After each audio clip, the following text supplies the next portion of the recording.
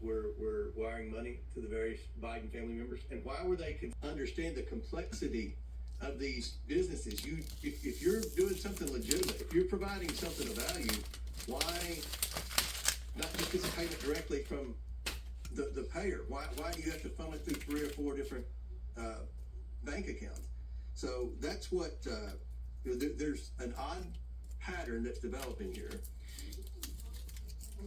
What policy are you referring to? Are you referring to the IP policy that Biden took away whenever he took office? What specific policies are you talking about? Well, we know that the vice president during the last year of the Obama administration traveled around the world. He talked a lot about foreign aid in different countries, talked a lot about American policy, American assistance.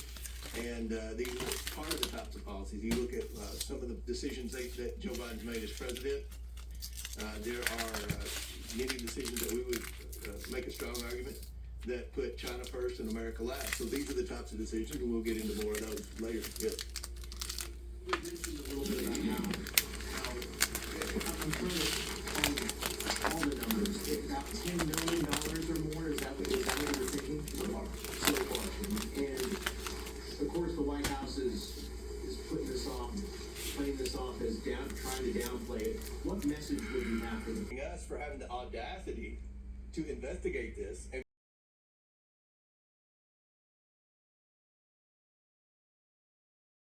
all mankind, read the indictment here in the United States.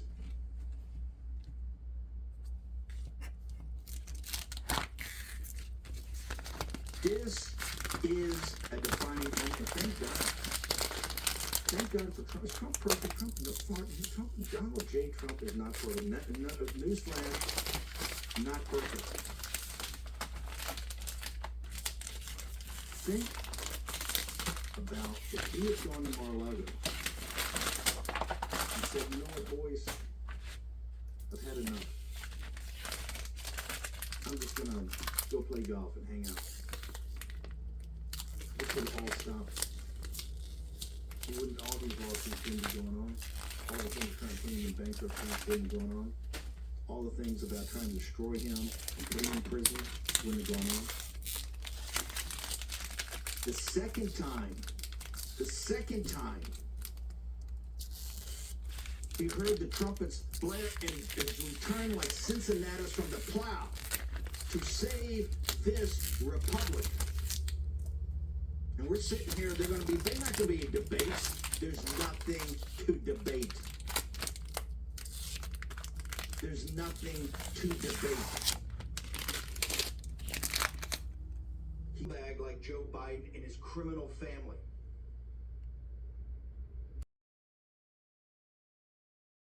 And get Philip Patrick or one of his people on there and just ask the question of the BRICS. Why are the developing nations have all the resources in the world?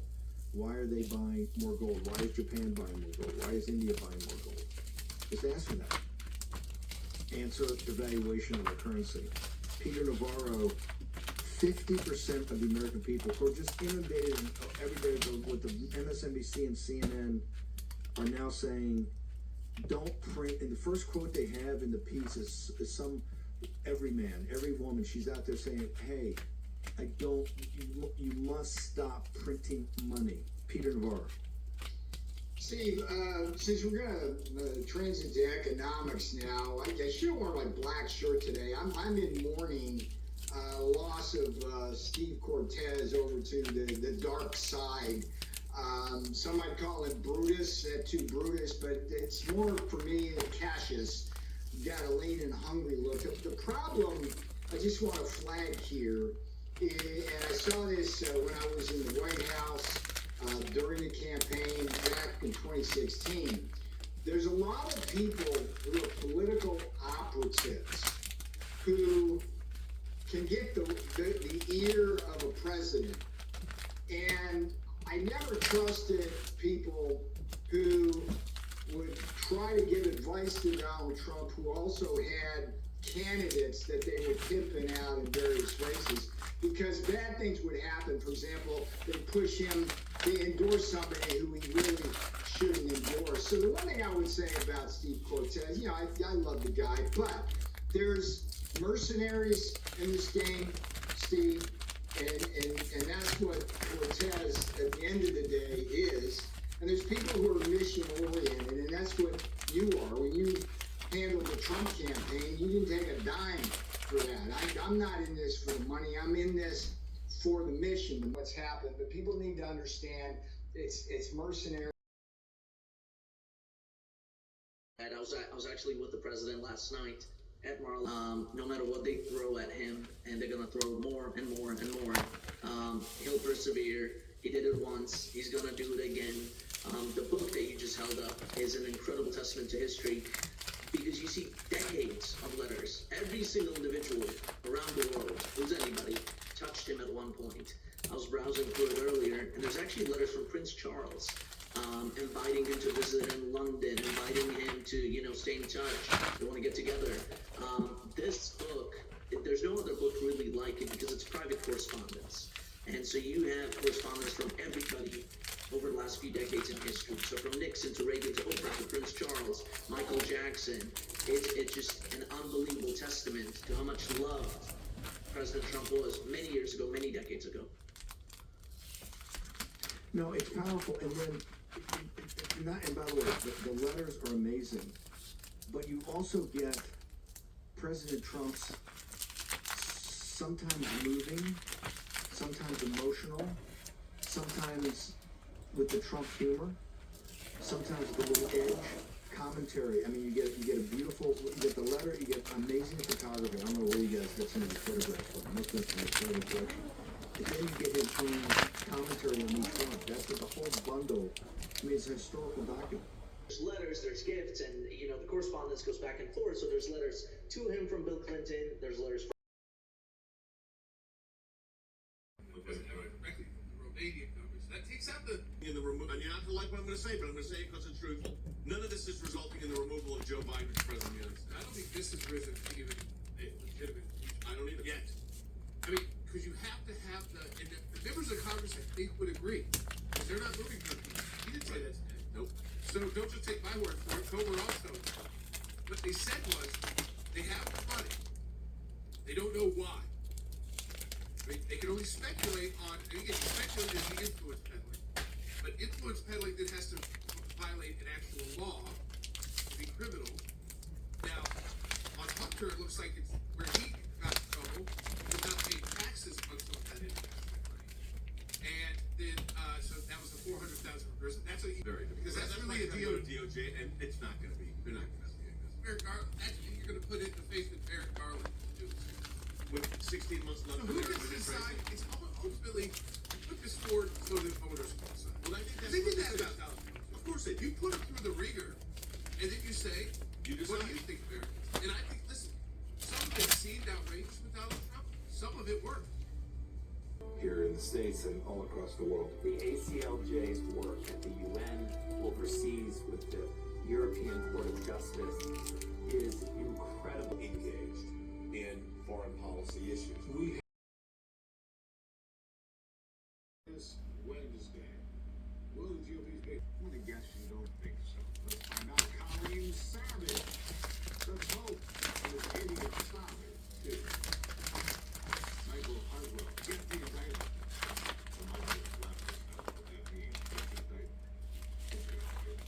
David Smith. Yes, the DOJ will be so that they will continue to drag out the investigation. Court proceedings throughout 2024. No communist Democrats or the media will be able to say anything about an ongoing court case. That's right, can't talk about an ongoing investigation. MJ Driscoll. Wouldn't that be wonderful? Pete Senior Puglia. Pete Puglia Senior. I don't know. As or not, this is going anywhere. The Biden Justice Department will never be charged against Biden or his son. If this was Trump, he was having been in jail. He was in the FBI are totally corrupt. Absolutely disgusting. Yep, well, let's get right. Charges need to be filed against Mr. Joe Biden. Down to Oregon. I'm not going to hold my breath. Mike Bostwick says, don't indict. As soon as they do, the president's mouthpieces like KJP can say they can't comment on an ongoing investigation. Charlie Goodman. No, watch both hands. There are lawyers involved. The White House, DOJ, FBI, politics. Title 42 is expiring in almost. There's another shooting.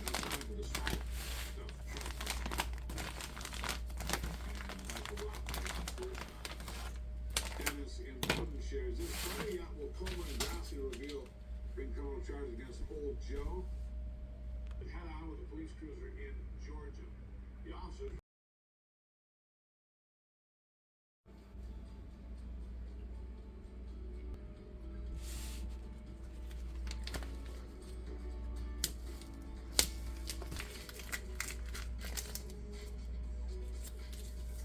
welcome to the second hour now of America's Voice Live. I'm Steve Wood. Today, Wednesday, May 10th, 2023. Let's get to today's topic, and thank you for being here. A new report predicts that AI could replace 80% of jobs in the next few years. We'll discuss that likelihood with my friend, and then we have straight ahead.